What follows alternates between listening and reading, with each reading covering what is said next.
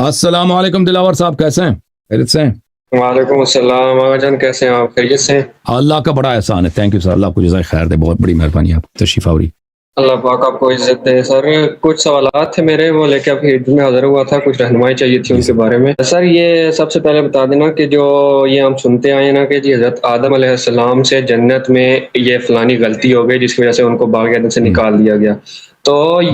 نبی پیغمبر ہوتا ہے سر جو، وہ تو محفوظ الخطا ہوتا ہے، تو ان کے لیے لفظ غلطی اور خطا حضرت آدم علیہ السلام کے لیے وہ اس طرح ہوئی ہے نا کہ اللہ تعالیٰ نے جو ہمارے احادیث میں اللہ تعالیٰ نے کہا تھا کہ اس پودے سے آپ نے کھانا نہیں ہے، تو ان کو شیطان کا نہیں پتا تھا، شیطان کو تو پتا تھا لیکن ان کو پتا نہیں تھا کہ کوئی جھوٹی قسم بھی کھا سکتا ہے اس طرح اللہ کے نام پر۔ تو شیطان جب آیا ہے تو حضرت آدم علیہ السلام کے پاس،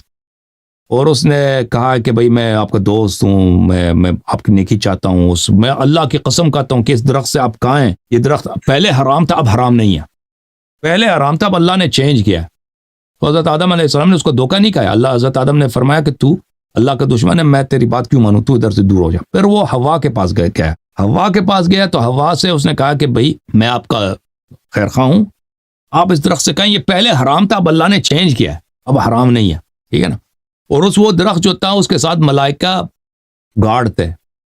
اللہ تعالیٰ نے ملائکہ کو کہا تھا کہ کوئی بھی شخص درخت کے قریب آ جائے نا تو اس کو آنے نہیں دینا سوائے آدم اور حوا کے، اگر یہ آ جائیں تو ان کو منع نہیں کرتے آپ، ان کو اجازت ہے۔ تو یہ شیطان کو اس بات کا پتہ تھا، شیطان نے کہا کہ دیکھو اب تم چلی جاؤ، حوا سے کہا کہ اس درخت سے کچھ پھل اٹھا دو، ملائکہ منع نہیں کریں گے، اور جب ملائکہ منع نہیں کرتا تو اس کا مطلب یہ کہ پہلے حرام تھا اب اللہ نے اپنا جو ہے فیصلہ چینج کیا۔ تو حوا چلی جاتی ہیں وہ درخت کے پاس اور ہاتھ بڑھاتی ہیں، ملائکہ منع ہی نہیں کرتے تو وہ کھا لیتی ہیں۔ تو وہ پھر آ جاتے ہیں آدم کے پاس، آدم سے کہتی ہیں کہ وہ درخت جو تھا پہلے حرام تھا اب جو ہے وہ حرمت اس کی چلی گئی، اور ملائکہ منع نہیں کرتے۔ تو اس طرح آدم علیہ السلام بھی گئے، انہوں نے کھایا، تو اس طرح ان کو دھوکہ دیا گیا نا، تو ایک کام جو ان کو نہیں کرنا چاہیے تھا، لیکن ان کا عذر یہ ہے کہ ان کو اس طرح نہ آدم کو نہ حوا کا اس بات کا اندازہ تھا کہ شیطان ابلیس اتنا گٹھیا ہو سکتا ہے۔ وقاسمہما، یہ قرآن کی آیت ہے نا، انی لکم من الناصحین، اس نے قسم کھایا کہ میں جھوٹا نہیں ہوں، میں آپ کا دوست ہوں، میں آپ کا خیر خواہ ہوں، آپ اس سے کھا لیں، یہ حرام نہیں ہے۔ تو یہ اس لحاظ سے اس طرح ان کو یہ کوئی گناہ، انہوں نے جو بہرحال جو بھی کیا یہ گناہ نہیں تھا، حضرت آدم علیہ السلام نے ایک کام جو نہیں کرنا چاہیے تھا ان سے صادر ہوا، لیکن اس طرح گناہ نہیں ہے کہ وہ کوئی کسی مذمت کے مستحق ہوں یا کسی عذاب کے مستحق ہوں۔ بہت شکریہ۔ اچھا سر، میرا دوسرا سوال یہ ہے کہ قرآن کریم میں آیا نا کہ جب شیطان اللہ تعالیٰ کے مقابل کھڑا ہو گیا تو اللہ تعالیٰ نے اس کو کہا کہ چلو جاؤ، تمہیں قیامت تک کا ٹائم ہے، تمہیں کھلی مہلت ہے، تم انسانوں کو گمراہ کرو، وہ دیکھتے ہیں کہ تم کتنے پاورفل ہو اور میں کتنا پاورفل ہوں۔ لیکن پھر ایک حدیث ہے کہ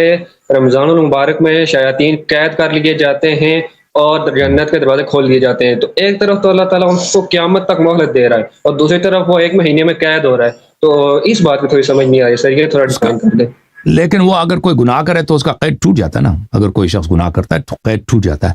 تو یہ شیاطین کو جو زنجیروں کے ساتھ باندھا جاتا ہے، تو شاید شروع سے اللہ نے اس کو بتایا، یہ بھی بتایا تھا نا کہ بھئی قیامت جو رمضان کے مہینے میں ہے تم اہل تقویٰ کے نزدیک نہیں جا سکتے، مومنوں کے نزدیک نہیں جا سکتے، یا جو مومن جو روزہ رکھتے ہیں یا ایسا شیلڈ ہے کہ زنجیر کا کام دے دیتی ہے کہ شیطان ان کے قریب نہیں آ سکتے، لیکن جو شخص گناہ کرتا ہے تو پھر شیطان اس کے پاس آ سکتا ہے۔ تو اس کا تفصیل ہمیں نہیں معلوم کہ کس طرح ہے، بہرحال اللہ تعالیٰ اپنی وعدہ خلافی نہیں کرتا، اللہ تعالیٰ نے جو کچھ کہا ہے اس پہ عمل کرتا ہے اور قیامت تک اس کو ڈیل ہے۔ شاید اللہ نے شروع سے کہا تھا کہ اس امت میں، دیکھیں پرانے امتوں میں رمضان کا مہینہ نہیں تھا، اس امت میں رمضان کا مہینہ ہے، تو شاید اللہ تعالیٰ نے بتایا ہو، یہ تفصیل بتایا ہو، ٹھیک ہے نا، پہلے سے ہی بتایا ہو، ہمیں نہیں معلوم اس کا۔ چلو بہت شکریہ سر۔ اچھا اگلا سوال سر میرا یہ ہے کہ نبی کریم صلی اللہ علیہ وسلم جو اپنے دور میں نمازیں ادا کرتے تھے نا، تو کیا ان میں وہ سنت رکعات بھی ادا کرتے تھے اور اس میں درود شریف پڑھتے تھے وہ؟ جی ہاں بالکل بالکل، وہ سنت پڑھتے تھے، بالکل، نوافل سب پڑھتے تھے، کیوں نہیں پڑھتے، رسول صلی اللہ علیہ وسلم سب نوافل پڑھتے تھے اور نماز وہ صحیح طریقے سے ادا فرماتے تھے۔ جی ہاں بالکل۔ اچھا سر، یہ اصحاب صفہ کون لوگ تھے؟ یہ اصحاب صفہ جب رسول صلی اللہ علیہ وسلم مدینہ آئے تھے نا، تو یہ بہت سارے فقیر فقراء بھی مسلمان ہو گئے تھے۔ یہ وہ لوگ تھے جو غلام تھے، جو نوکر تھے،